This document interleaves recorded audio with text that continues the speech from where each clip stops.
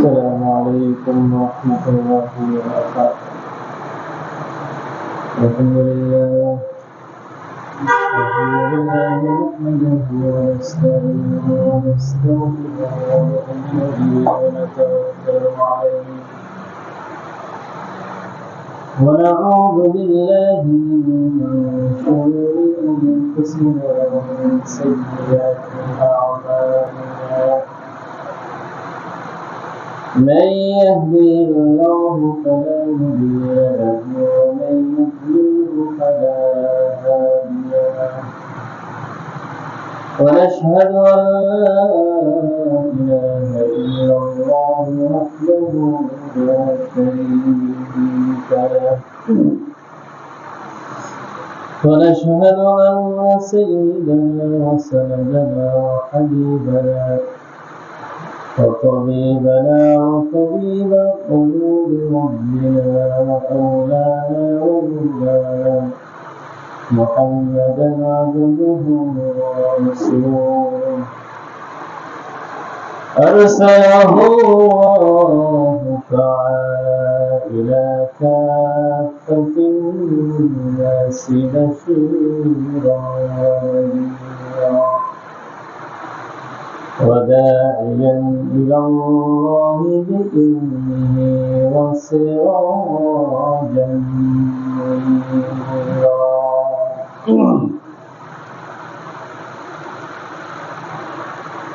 أما بعد فقد قال الله تعالى في كلامه المجيد وفي فرقانه الحميد.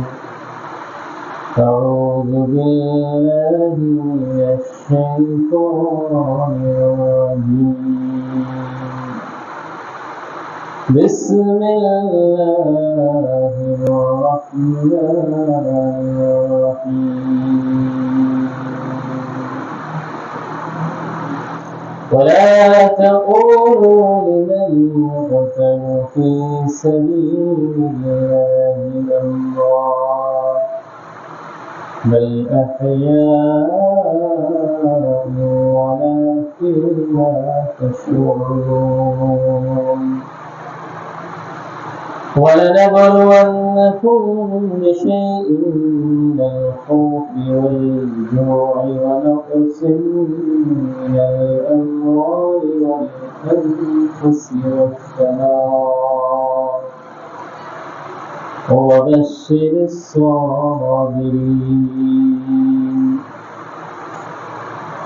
الذين إذا أصابتهم مصيبة قالوا إنا لله وإنا إليه راجعون. وعن ابن عباس رضي الله تعالى عنهما قال النبي صلى الله عليه وسلم لئن بقيت إلى قابل لأصومن التاسعة. وعن ابن عباس رضي الله تعالى عنهما قال صوموا يوم عاشوراء وخالفوا فيه اليهود صوموا قبله يوما وبعده يوم أو كما قال النبي عليه الصلاة والسلام. أما الشكر نبي محبة بالكل. اللهم صل على محمد وعلى آل محمد كما صليت على إبراهيم وعلى آل إبراهيم إنك حميد مجيد. اللهم بارك على محمد وعلى آل محمد كما باركت باركت على إبراهيم وعلى آل إبراهيم إنك حميد مجيد بلغ العلا بكماله كشف الدجى بجماله حسنت جميع خصاله صلوا عليه وآله الحمد لله মহান আল্লাহ তাআলার দরবারে অসংখ্য গণিত শুকরিয়া যে আল্লাহ পাক রব্বুল আলামিন আমাদেরকে পবিত্র জুমার নামাজ আদায় করার জন্য মসজিদে আসার তৌফিক দান করিয়েছেন। এজন্য আমরা কালিমাতুল শুকর আদায় করি আলহামদুলিল্লাহ।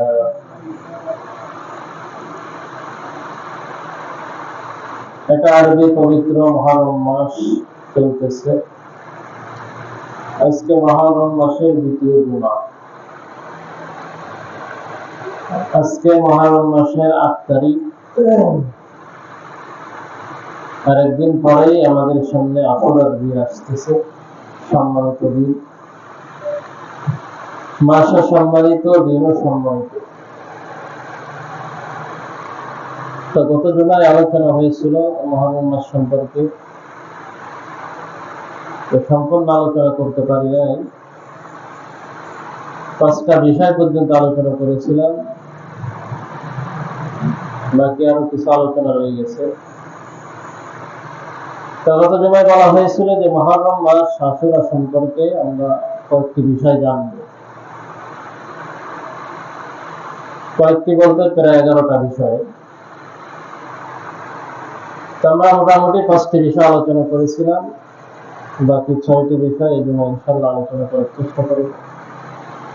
প্রথম বিষয় আলোচনা করেছিলাম মুহররম মাসের তাৎপর্য। দ্বিতীয় বিষয় নিয়ে আলোচনা করেছিলাম আশুরা রোজার তাৎপর্য। 3 নম্বর বিষয় নিয়ে আলোচনা করা হয়েছিল আশুরা রোজার গুরুত্ব। 4 নম্বর বিষয় বলেছিলাম মুহররম মাসের রোজার ফজিলত। 5 নম্বর আশুরা রোজার ফজিলত। তো মুহররমের রোজা আছে, আবার আশুরার দিন আমাদের রোজা আছে। আজকের জুমায় 6 নম্বর বিষয় নিয়ে আলোচনা করব। 6 নম্বর বিষয় হলো যে আমাদের আশুরার দিন হবে, ওই দিন আমরা কি করব, আমাদের করণীয়। তো আমরা আশুরার দিন 2টা কাজ করব। কয়টা কাজ? 2টা। 1 নম্বর আমরা রোজা রাখবো। 2 নম্বর আমরা তওবা করব। কি করব? তওবা। তাহলে আমরা আশুরার দিনে কয়টা কাজ করব? 2টি কাজ। 1 নম্বর রোজা রাখা, 2 নম্বর তওবা করা। তো 1 নম্বর রোজা রাখা, নবীর হাদিস সহিহুল বুখারী 2006 নম্বর হাদিস। হাদিসটা আব্দুল্লাহ ইবনে আব্বাস থেকে রওয়ায়াত। عن عبد الله بن عباس رضي الله تعالى عنهما قال ما رأيت النبي صلى الله عليه وسلم يتحرى صيام يوم فضله على غيره إلا هذا اليوم يوم عاشوراء। আব্দুল্লাহ ইবনে আব্বাস বলছেন যে আমি নবীজিকে দেখি নাই কখনো আশুরা রোজার উপর অন্য কোন রোজাকে গুরুত্ব দিতে। ওয়াহাদা শাহরি ইয়ানি শাহর রমাদান, এবং রমাদান মাসের রোজা অন্য মাসের উপর গুরুত্ব দিতে দেখি নাই। অর্থাৎ রমজান মাসের রোজাকে অন্য কোন মাসের উপর এত গুরুত্ব দেই নাই, আর আশুরা রোজাকে আল্লাহ অন্য কোন মাসের রোজার সাথে এত গুরুত্ব দিতে দেখি নাই আমি। এটা হলো 1 নম্বর দৃষ্টান্ত। 2 নম্বর, হযরত আলী রাদিয়াল্লাহু তাআলা আনহুর কাছে একটা লোক আসলে এসে বলতেছে আইয়ু শাহরিন তা'মুরুনি আন আসুমা বা'দা শাহরি রমাদান। হে আলী, আপনি আমাদেরকে রমাদানের পরে কোন মাসে রোজা রাখার হুকুম দিয়েছেন? রমাদানের পরে কোন মাসে রোজাটা রাখার হুকুম দিয়েছেন? তখন আলী রাদিয়াল্লাহু তাআলা বলতেছেন মা সামিআতু আহাদান ইয়াসআলু আন হাদা ইল্লা রাজুলান সামিআতুহু ইয়াসআলু আন রাসূলিল্লাহি সাল্লাল্লাহু আলাইহি ওয়াসাল্লাম ওয়া আনা কাঈদুন। হযরত আলী রাদিয়াল্লাহু আনহু বলতেছেন, তুমি যে প্রশ্নটা আমাকে করেছো এরকম কোন প্রশ্ন নবীকে কোন সাহাবীকে করতে আমি দেখিনি। কিন্তু একজন সাহাবী আল্লাহ নবীর কাছে এসে তুমি যে কথাটা আমাকে বলেছো সেম কথাই সাহাবী আল্লাহ নবীকে বলছে। কি বলছে? যে তুমি এখন যে কথাটা বলছো যে আপনি আমাদেরকে রমাদানের পরে কোন মাসে রোজা রাখার হুকুম দিয়েছেন, এই কথাটা আল্লাহ নবীর কাছে এক সাহাবী এসে বলছে, আইয়ু শাহরিন তা'মুরুনি আন নাসুমা বা'দা শাহরি রমাদান, ইয়া রাসূলুল্লাহ, রমাদানের পরে আপনি আমাদেরকে কোন মাসে রোজা রাখার হুকুম দিয়েছেন? আল্লাহ নবী বললেন, ইন কুনতা সাইমান বা'দা শাহরি রমাদান, হে আমার সাহাবী, তুমি যদি রমাদানের পরে কোন মাসে রোজা রাখতে চাও ফাসুমিল মুহাররম, তাহলে তুমি মুহাররম মাসে রোজা রাখো। সুবহানাল্লাহ। রমাদানের পরে যদি কোন মাসে রোজা রাখতে চাও তাহলে কোন মাসে রোজা রাখবা? মুহাররম মাসে। কেন? ফাইন্নাহু শাহরুল্লাহ, কারণ মুহাররম হলো আল্লাহর মাস। কার মাস? সুবহানাল্লাহ বলেন। দ্বিতীয় কারণ কি? মুহররম মাসে আশুরার দিনে তওবা করা। কি করা? এক নম্বর রোজা রাখা, দুই নম্বর তওবা করা। এটা আব্দুল্লাহ ইবনে আব্বাস থেকে হাদিস। এই হাদিসের মধ্যে আল্লাহর নবী বলতেছেন, এটা হলো জামিউত তিরমিজির হাদিস, হাদিস নাম্বার 741 নম্বর। এই হাদিসের মধ্যে আব্দুল্লাহ ইবনে আব্বাস বলছেন যে নবীজি বলছেন, ফি ইয়াউমুন তাবাল্লাহ, হে আমার সাহাবীরা, এই মুহররম মাসে এমন একটা দিন আছে যেই দিনে আল্লাহ এক জাতির তওবা কবুল করেছিলেন। এক জাতির তওবা কি করেছিলেন? ফিহি আলা কওম, এক জাতি আল্লাহর কাছে তওবা করেছিলেন, সেই জাতির তওবা আল্লাহ তাআলা কি করেছেন? কবুল করেছেন। ওয়া ইয়াতুবু ফিহি আলা কওমিন আখারিন, হে আমার উম্মত, তোমরাও যদি আশুরার দিনে আল্লাহর কাছে তওবা করো তাহলে আল্লাহ ওয়াদা দিয়েছেন, আমি এক জাতির তওবা কবুল করেছি, আর যে কোন জাতি আমার কাছে ওই দিনে তওবা করবে আমি আরো অনেক জাতির অনেক লোকের তওবা ওই দিনে কবুল করব। এগুলো 6 নাম্বার। 7 নাম্বার জাতির তওবা আমি কবুল, যে আমরা কোন কোন তারিখে রোজা রাখবো? প্রশ্ন আসে না? রোজা তো রাখবো কোন কোন তারিখে? তো আমরা 9 এবং 10 তারিখ রাখবো। 9 এবং 10 তারিখ রোজা রাখা উত্তম, এটা নবীর সুন্নাত। 9 এবং 10। আল্লাহ নবীর সাহাবী এক নম্বর দৃষ্টান্ত, আব্দুল্লাহ ইবনে আব্বাস থেকে হাদিসটা রাওয়ায়াত, সহিহ তিরমিজি, জামিউ তিরমিজি 755 নম্বর হাদিস, 55 নম্বর। عن ابن عباس رضي الله تعالى عنهما قال أمر رسول الله صلى الله عليه وسلم بصوم عاشوراء يوم العاشر। আব্দুল্লাহ ইবনে আব্বাস রাদিয়াল্লাহু তাআলা বলেন, আল্লাহ পাকের নবী আমাদেরকে আশুরার দিনে 10 তারিখে আমাদের সবাইকে রোজা রাখার জন্য হুকুম দিয়েছে। কয় তারিখ? 10 তারিখে আল্লাহর নবী আমাদেরকে রোজা রাখার হুকুম করেছেন। কয় তারিখ? অন্য হাদিসে আল্লাহ বলতেছে যে তোমরা 10 তারিখও রাখবা, 9 তারিখও রাখবা, অর্থাৎ একদিন মিলে রাখবা। কেন একদিন মিলে রাখতে নবী বললেন? এরপর হাদিসটা শুনলে বুঝতে পারবেন। এই হাদিসটা আছে সহিহ মুসলিমের 1134 নম্বর হাদিস। এই হাদিসটা এটা আব্দুল্লাহ ইবনে আব্বাস থেকে রাওয়ায়াত। তিনি বলছেন, عن عبد الله بن عباس رضي الله تعالى عنهما قال حين يقول صام رسول الله صلى الله عليه وسلم يوم عاشوراء, আল্লাহর নবী যখন আশুরার দিনে রোজা রাখলেন। কিসের দিনে? আশুরার দিনে। ওয়া আমারা বিসিয়ামিহি, এবং আমাদেরকে রোজা রাখার হুকুম দিলেন। আল্লাহর নবী বললেন, আমার সাহাবী, আমিও আশুরার দিনে রোজা রাখতেছি, তোমরাও আমার সাথে আশুরার দিনে রোজা রাখবা।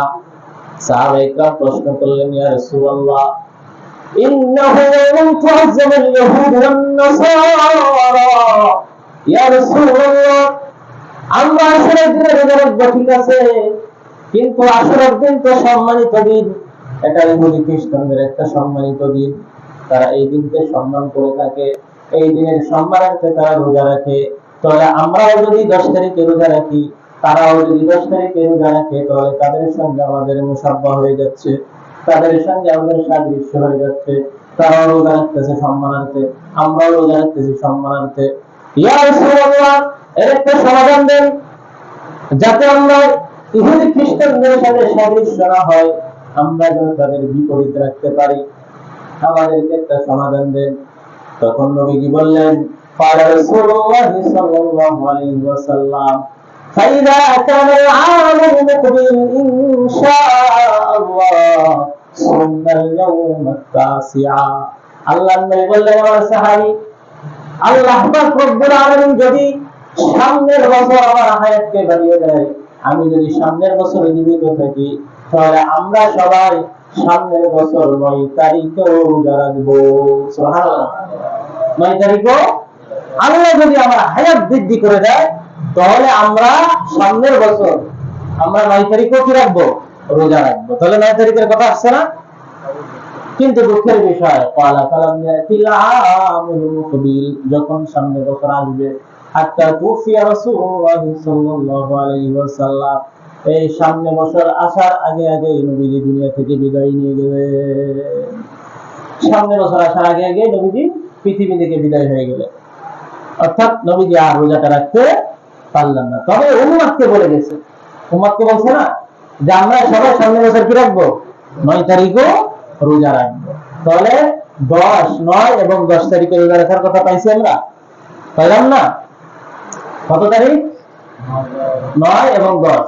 এরপরে হাদিস আল্লাহ নবী বলতেছে যে আল্লাহ যদি আমাকে সামনে বছর হায়াত দারাজ করে, অবশ্যই, সেখানে বলছে কি, নুনে তাকিদে সিগা লাগাইছে নবী, অবশ্যই আমি রোজা রাখবো। সুবহানাল্লাহ।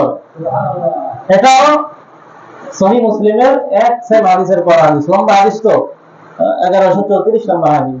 وعن ابن عباس رضي الله تعالى عنهما قال قال رسول الله صلى الله عليه وسلم لئن بقيت إلى قادر আল্লাহ রব্বুল আলামিন যদি আমাকে সামনের বছরে হায়াত বাড়িয়ে দেয়, যদি আমি আরেক বছর বাকি থাকি, যদি দুনিয়ার জমিনে সামনের মুহররম মাসটারে যদি আমি নবীজি পাই, লা আসুমান্না তাসিআ, তাহলে অবশ্যই অবশ্যই আমি নবীও 9 তারিখও রোজা রাখবো।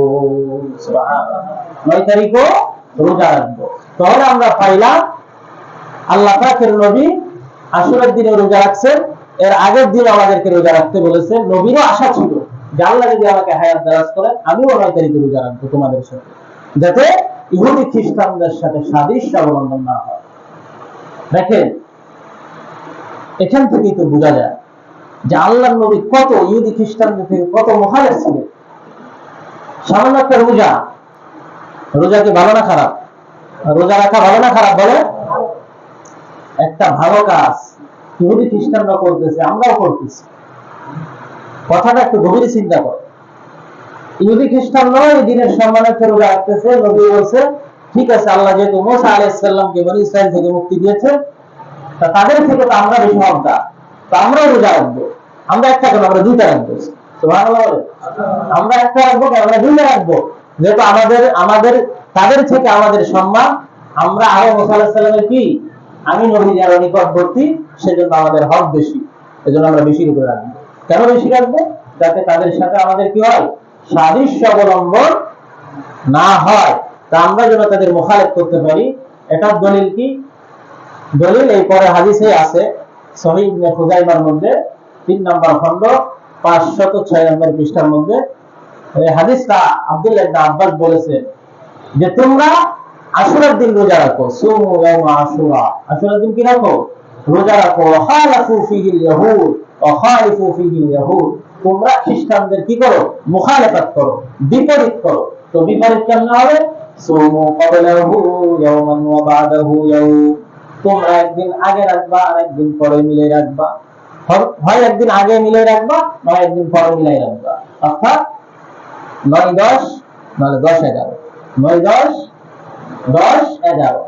তাহলে আমরা জানলাম 9-10 রাখলেও হবে, 10-11 রাখলেও হবে। তবে উত্তম কোনটা? 9-10 উত্তম কোনটা?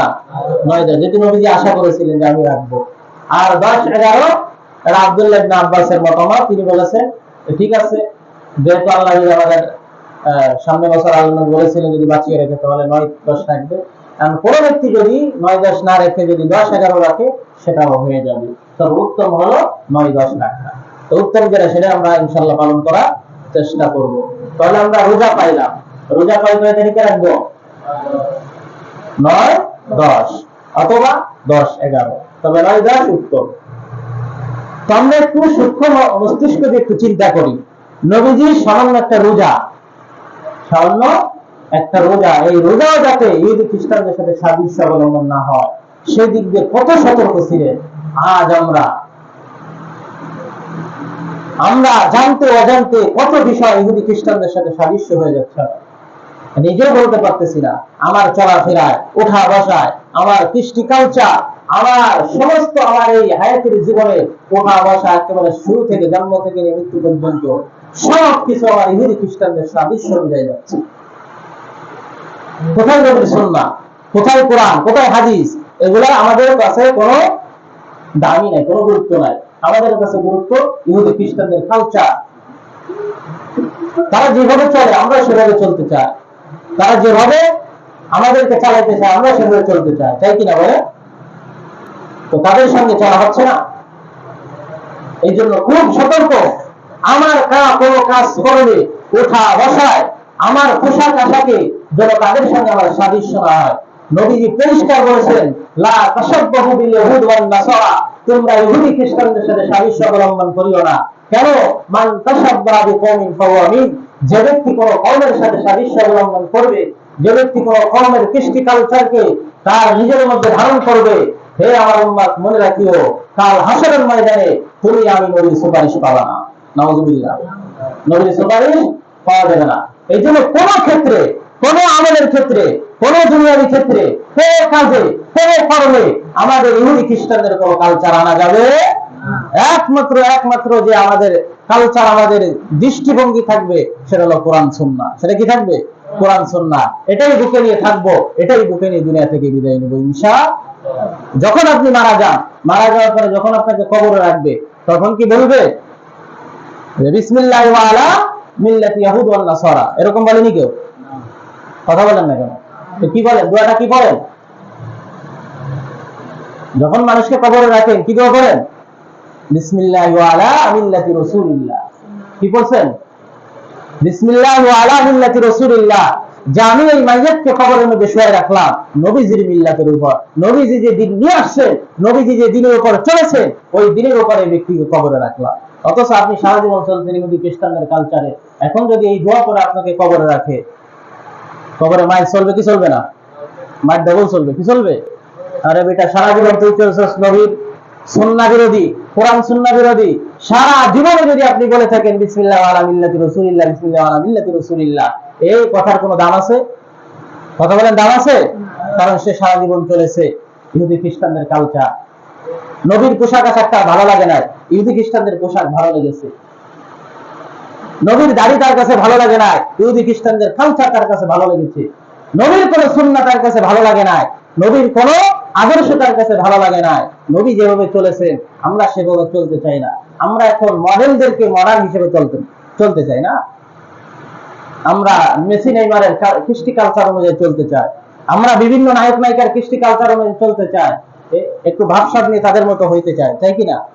কিন্তু একটা বার আমার এই চিন্তা আসে না, আরে আমার নবী কিভাবে চলতেন, আমার নবী কি পছন্দ করতেন। আমরা নবীর জন্য দান দিতে চাই, কিন্তু সেই নবী কি ভালোবাসতেন, কি পছন্দ করতেন, এইগুলো আজ আমাদের জানা নাই। আমাদের জানা আছে মেসি নেইমার কি পছন্দ করে, তাদের কি রকম কাঠিন আছে চুলে, সেগুলো আমি দিই, তারা কি পোশাক পরে সেই জার্সি গুলো আমি পরি। একটা বার মুসলমান চিন্তা করে না নবীজি কি পোশাক পছন্দ করতে, নবীজি কি পছন্দ করেছে, নবীজি কিভাবে কথা বলা পছন্দ করেছে, এই জিনিসগুলো আজকে আমাদের মুসলমানদের মাথায় নাই। আছে বলে? আফসোস লাগে যখন যুবক ভাইদের চেহারার দিকে তাকায়, আফসোস লাগে, আফসোস। আর এই যুবকরাই তো নবীর জন্য জান দেওয়ার জন্য প্রস্তুত হয়ে যায়, যাই কিনা বলে? যখনই নবীর সম্মানের বিরুদ্ধে আঘাত আসে, যখনই নবীকে নিয়ে কোনো কটূক্তি করা হয়, তখনই এই যুবকরাই তো আগে ঝাঁপাই পড়ে, পড়ে কিনা বলে? কথা বলেন না কেন? পড়ে কিনা? আগে এরা ঝাঁপাই পড়বে। কিন্তু আফসোস যখন তাদের চেহারার দিকে দেখা হয়, তখন তাদের পোশাক আশার দিকে যখন দেখা হয়, আর আফসোস লাগে যে নবীর জন্য তারা জান দিতে প্রস্তুত, আজকে তাদের পোশাক আশাকের এই অবস্থা কেন? আজকে তাদের মাথার এই অবস্থা কেন? আজকে তাদের মুখের এই অবস্থা কেন? আরে পুরুষের সৌন্দর্য হলো দাড়িতে। আপনার যদি দাড়ি থাকে আপনাকে খুব দেখতে সুন্দর লাগবে। আমাকে কি দেখতে বিশ্রী লাগতেছে নাকি? আমি যখন দাড়ি কাটি এখন নামাজ পড়াই, আমাকে দিবেন নামাজ পড়াইতে? দাড়ি হলো একটা নবীর সুন্নাত। দাড়ি রাখবেন, দাড়ি না রাখলে আপনার অনেক ক্ষতি। বিজ্ঞানীরা রিসার্চ করে দেখেছেন দাড়ি না রাখলে ক্ষতি। দাড়ি রাখলে আল্লাহ সম্মান বাড়িয়ে দেয়, দাড়ি না রাখলে কোনো সম্মান নেই। আছে এক মুরব্বী দাড়ি রাখলে মুরব্বীকে সম্মানার্থে আমরা সামনে নিয়ে আসি, আসি কিনা? আসেন আপনি মুরব্বী মানুষ, দাড়ি আছে। আর দাড়ি রাখলে আল্লাহ গুনাহ থেকে হেফাজত করে। সুবহানাল্লাহ। দাড়ি রেখে সব গুনার কাজ করা। আপনি যদি এলাকায় সুদ খান, আপনি দাড়ি রেখে সুদ খান, সুন্নাতের অপমান করতেছিলেন। টুপি মাথায় দিয়ে নিয়ে আপনি সুদ খান, টুপি মাথায় দিয়ে মদ খান, বলবে কি বলবে না? কথা বলেন। কাটা পাঞ্জাবি পরে গুনার স্থলে যাওয়া সম্ভব, কিন্তু জুব্বা পরে গুনার স্থলে যাওয়া সম্ভব। কোন ওলামা কেরাম দেখছেন জুব্বা পরে ডিস্কো ডান্সারে যাইতে, কোন গানের অনুষ্ঠানে দেখছেন নি? তবে পাঞ্জাবি ফলাওয়ারা দেখবেন, যারা কাটা পাঞ্জাবি পরে এদেরকে দেখবেন, বিভিন্ন গুনার অনুষ্ঠানে দেখা যাবে এদেরকে। তাহলে যেই পোশাক আমাকে গুনাহ থেকে হেফাজত করবে, ওই পোশাক আজকে আমার ভালো লাগে না। যেই পোশাক পরলে গুনার অনুষ্ঠানে যাওয়া যায়, গুনাহ খুব মজা লাগে, ওইগুলা করতে আমাদের কাছে ভালো লাগে। এই জন্য প্রিয় মুসল্লি ভাইরা, তো রাগ করতেছেন নি কথায়? আমি কি কোনো অযৌক্তিক কিছু বলছি? তারপর টার্গেট করে বলতেছি না, এটা আমার টার্গেট করার উদ্দেশ্য না। আমি এটাই বোঝাতে চেয়েছি যে আমরা মুসলমান, আমাদের পরিচয় আমরা একমাত্র আল্লাহর বান্দা, নবীর প্রিয় উম্মত, যেই নবী সারাটা জীবন আমাদের জন্য কাঁদছে। কাঁদছে কিনা বলে? যখন নবীজি জন্ম নিয়েছেন প্রথমে আমাদের নাম বলছে, তাদের নাম ইয়া উম্মতি ইয়া উম্মতি। নবীজি যতদিন জীবিত ছিলেন, যত ওয়াক্ত নবীজি যত ওয়াক্ত নামাজ দুনিয়ার জীবনে পড়েছেন, প্রত্যেক ওয়াক্ত শেষে নবীজি আমাদের জন্য দোয়া করেছেন। সুবহানাল্লাহ বলেন না? যত ওয়াক্ত নবীজি দুনিয়ার মধ্যে নামাজ পড়েছেন, যতবার নামাজ পড়েছেন, ততবার দোয়া করেছেন, আল্লাহ আমার উম্মতের আগের পরের সমস্ত গুনাহ খাতা মাফ করে দেন। সুবহানাল্লাহ। আসতে কেন জোরে কোন না? নবীজি দুনিয়া থেকে বিদায় নেবে, উম্মতের চিন্তা, আর কোনো চিন্তা নাই, নিজের ছেলের চিন্তা নাই, মেয়ের চিন্তা নাই, ফ্যামিলির কারো চিন্তা নাই, ইয়া উম্মতি চিন্তা করতেছে আমার উম্মতের কি হবে, আল্লাহ আমার উম্মতের কি হবে। আজকে সেই উম্মত নবীকে কি দিতেছি আমরা? যে নবী আমাদের জন্য এত কষ্ট করেছে, সেই নবীকে আমরা কি দিতেছি? সেই নবীকে আমাদের সম্মানটুকু আমরা দিতে পারতেছি না। আফসোস আজকে মুসলমান, আফসোস। খুব কষ্ট লাগে, তোমার নেতার কালচার তোমার কাছে ভালো লাগে, কিন্তু নবীর আদর্শ তোমার কাছে ভালো লাগে না। খুব দুঃখের বিষয়। নেতা থেকে কি, নবী থেকে কি নেতা বড় হয়ে গেল? নবী থেকে তোমার বস বড় হয়ে গেল? নবী থেকে তোমার এলাকা বড় হয়ে গেল? তাহলে তুমি কি মুসলমান পরিচয় দিবা? নবীর সামনে এই মুখ নিয়ে কিভাবে দাঁড়াবা? তুমি কি পরিচয় দিবা নবীকে? উম্মত, যে উম্মতের জন্য আমি এত কিছু করলাম, আর তুমি উম্মত আমাকে কি দিলা? এই জন্য প্রিয় মুসল্লি ভাইরা, একটু সতর্ক হন, সচেতন হন যে আমাদের কি করতে হবে, আমাদের কি করলে ভালো হবে, কিভাবে চললে আমি আল্লাহ আল্লাহ রাসূলকে খুশি করতে পারবো, সেই দিক নির্দেশ অনুযায়ী আমাদেরকে চলতে হবে, সেই রাস্তায় আমাদেরকে চলতে হবে। আল্লাহ পাক সবাইকে তৌফিক দান করে। আর কেউ রাগ করিয়েন না, কেউকে টার্গেট করে আমি বলি নাই, কথা সাপেক্ষে আসছে, এগুলো আমার আলোচনা করার উদ্দেশ্য না। আমার আলোচনা করার অন্য উদ্দেশ্য, অন্য বিষয় নিয়ে আলোচনা করবো, এগুলো চলে আসছে, এই জন্য বলতে হয়। যেহেতু আমাদের এখন রণে রণে, রন্ধ্রে রন্ধ্রে, রক্তে রক্তে, পশমে পশমে ইহুদি খ্রিস্টানদের সাদৃশ্য হয়ে যাচ্ছে। এই জন্য এই কথাগুলো বললাম। আল্লাহ তাআলা সবাইকে আমল করার তৌফিক দান করে। এই জন্য আমরা 9 এবং 10 তারিখে রোজা রাখবো, কোনো পক্ষ যেন ইহুদি খ্রিস্টানদের সাদৃশ্য অবলম্বন না হয়। এটা গেল কয় নাম্বার? 7 নাম্বার। 8 নাম্বার, আশুরা রোজার হুকুম কি? আশুরা রোজা রাখা মুস্তাহাব। আশুরা রোজা রাখা মুস্তাহাব। রমাদানের রোজা ফরজ হওয়ার আগে এই উম্মতের উপর আশুরা রোজা ফরজ ছিল।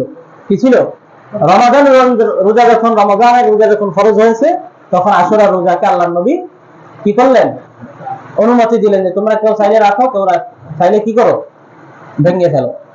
তাহলে এটা মুস্তাহাব, রাখলে সওয়াব আছে, না রাখলে গুনাহ নাই। তবে রাখলে অনেক সওয়াব, অনেক গুরুত্ব, নবীজি যেহেতু দিয়েছেন আমরাও দিব। এই হাদিসটা আছে কোথায়? সহিহ মুসলিমের 1126 নম্বর হাদিস। আন আব্দুল্লাহ ইবনে উমর রাদিয়াল্লাহু তাআলা আনহুমা قال أن الجاهلية كانوا يصومون يوم عاشوراء। জাহেলি যুগের মধ্যে আমরা আশুরার দিনে রোজা রাখতাম। وأن رسول الله صلى الله عليه وسلم صامه والمسلمون قبل أن يفترض فيه رمضان। এবং নবী আশুরার দিনে রোজা রেখেছেন, মুসলমানরাও রমাদানের রোজা ফরজ হওয়ার আগে আশুরার দিনে রোজা রাখা আল্লাহ তাআলা ফরজ করে দিয়েছিলেন।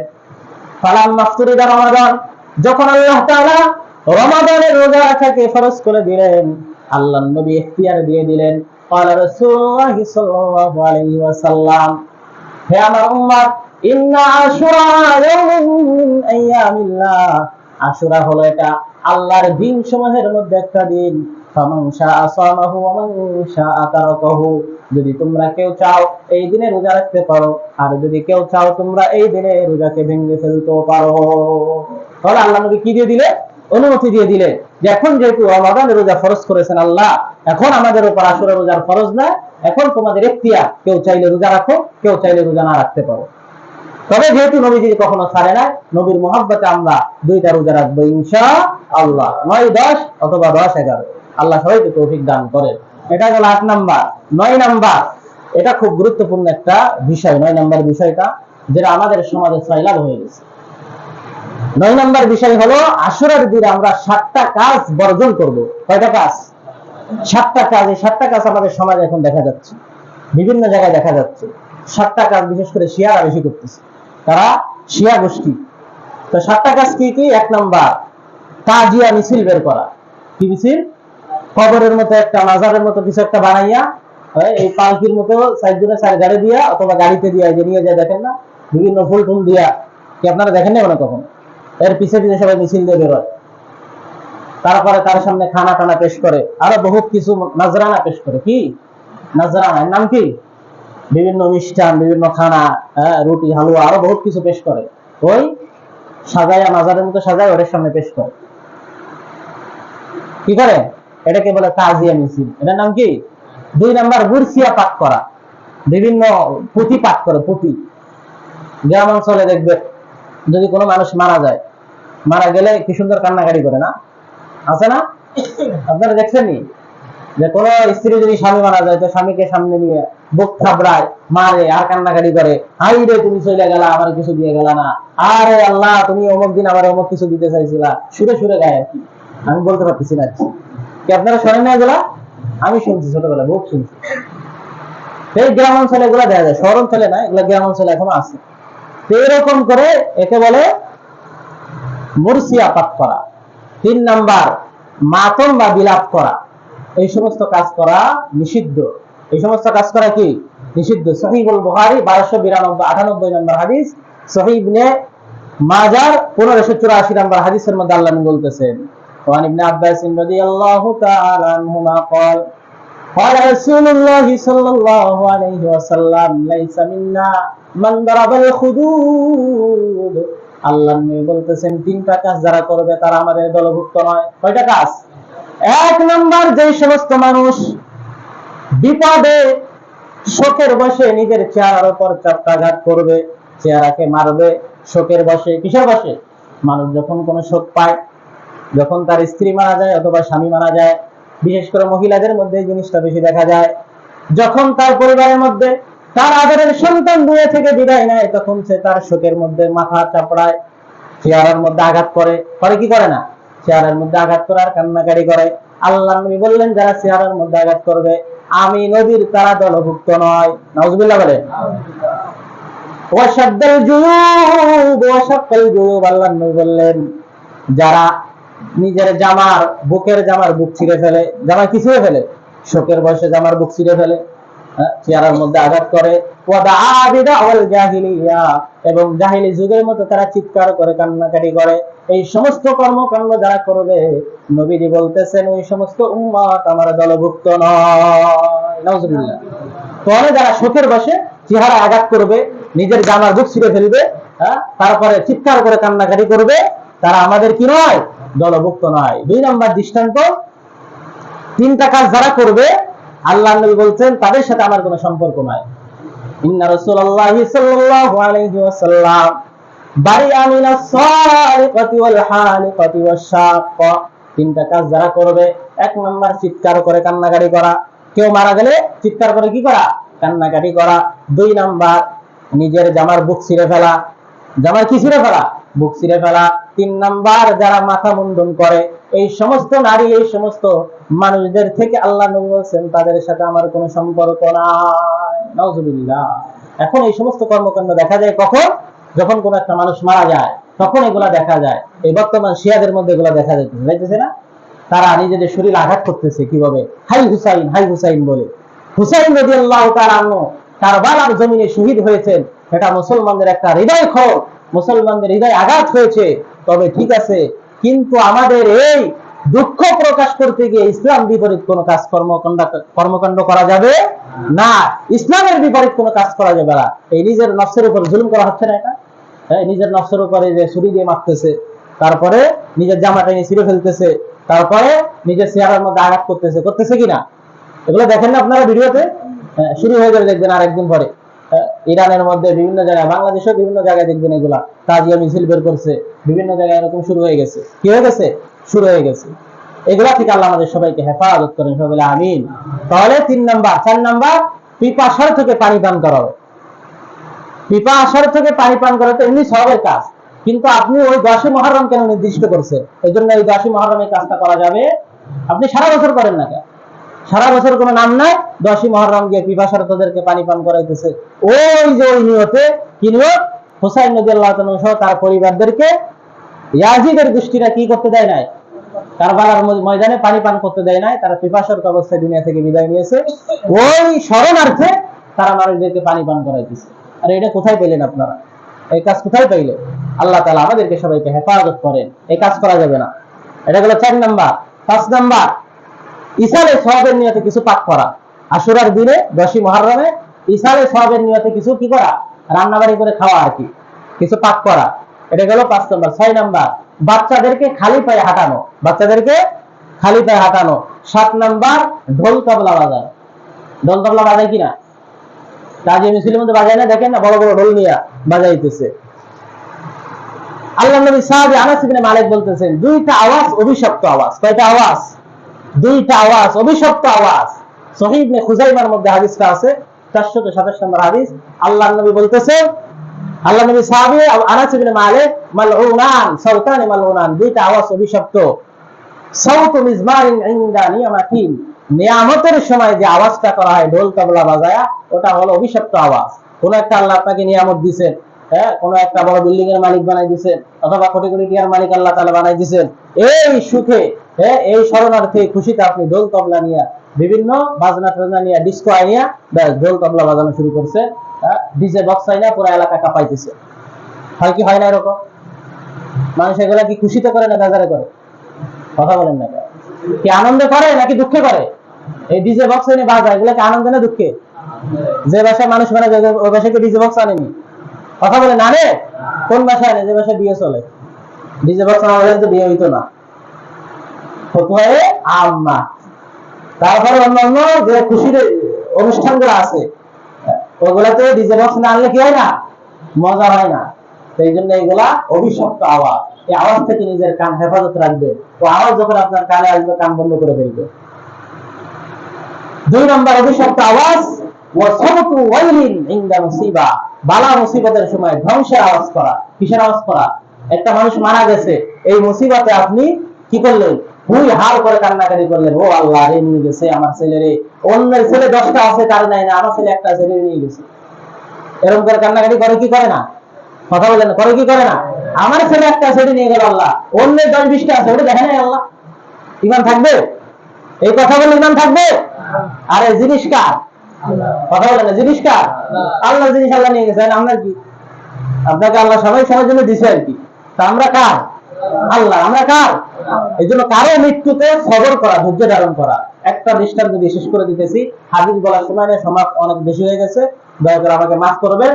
যে কারো মৃত্যুতে ধৈর্য ধারণ করা, হুসাইন রাদিয়াল্লাহু তাআলা যেহেতু কারবালার ময়দানে শহীদ হয়েছে, এই জন্য আমরা ধৈর্য ধারণ করব।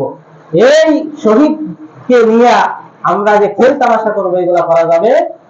আল্লাহর নবীর কন্যা জাইনাব রাদিয়াল্লাহু তাআলার একটা ছেলে, তিনি খুব অসুস্থ, খুব কি অসুস্থ, অর্থাৎ মৃত্যুর শরণাপন্ন হয়ে গেছেন, এখন একটু পরে দুনিয়া থেকে বিদায় নেবেন, এরকম অবস্থা। তো আল্লাহর নবীর কাছে জাইনাব চিঠি পাঠালেন, একজন লোক পাঠিয়ে বলতেছে, ইয়া রাসূলুল্লাহ, আপনি আসেন, আমার ছেলে তো এরকম মৃত্যুর শয্যায় শুয়ে গেছে। আল্লাহর নবী বললেন যে আমি তো আসতে পারবো না। আল্লাহর নবী সালাম পাঠালেন যে আমার কন্যা, ইন্না লিল্লাহি মা আখাযা, এটা এখানে আমাদের কোনো হাত নাই, এটা আল্লাহর জিনিস। ওয়ালাহু মা আতা, আল্লাহ চাইলে এটা আল্লাহ নিয়ে যাবে, আল্লাহ চাইলে এটা আল্লাহ দিয়ে দিবে। এটা আমাদের কোনো কি নাই, হাত না। এটা সহিহুল বুখারীর 1284 নম্বর হাদিস। আল্লাহ বলতেছেন আল্লাহ জিনিস আল্লাহ নিয়ে যাবে, এটা আমাদের কোনো কি নাই। আল্লাহ এটাও বলেছেন ওয়া কুল্লু আবদিন বিআজালিন মুসাম্মা, আল্লাহর কাছে প্রত্যেকটা জিনিসের একটা নির্দিষ্ট কি আছে, সময় আছে। হে আমার বেটি, হে আমার কন্যা, তোমার ছেলের সময় এখন শেষ, আল্লাহর কাছে তোমার ছেলের সময় এখন শেষ। সুতরাং আমরা ধরে বান্ধা রাখতে পারবো না, আল্লাহ জিনিস আল্লাহ নিয়ে যাবে। ওয়াল তাসবির, তুমি সবর করো। ওয়াল তাহসিব, তুমি সওয়াবের আশা রাখো। এই ছেলের ওসিলা আল্লাহ তোমাকে জান্নাত দিবে। বলেন সুবহানাল্লাহ। এই জন্য কারো যদি ছোট ছেলে সন্তান মারা যায়, আমরা হাই হতাশ হবো না, ধৈর্য ধারণ করব। আল্লাহ নবী ধৈর্য ধারণ করতে বলেছেন, এর ওসিলা আল্লাহ তাআলা আপনাকে জান্নাত দিবে। আর যদি ওই যে জাহেলি যুগের মতো হাই হতাশ করেন, হাই হুসাইন হাই হুসাইন, আয় আল্লাহ আমারে নিয়ে গেল, সারিয়ে গেল, দাঁড়িয়ে গেল, চেয়ারের মধ্যে আঘাত মারেন, নিজের জামা কাপড় ছিঁড়ে ফেলেন, জমিনে ঘোরাঘুরি করেন, এগুলা যদি করেন তাহলে হিতে বিপরীত হয়ে যাবে, আর উল্টা আপনার গুনাহ হবে। উল্টা কি হবে? গুনাহ হবে। আল্লাহ পাক রব্বুল আলামিন আমাদের সবাইকে সহিহ তরিকায় আমল করার তৌফিক দান করেন।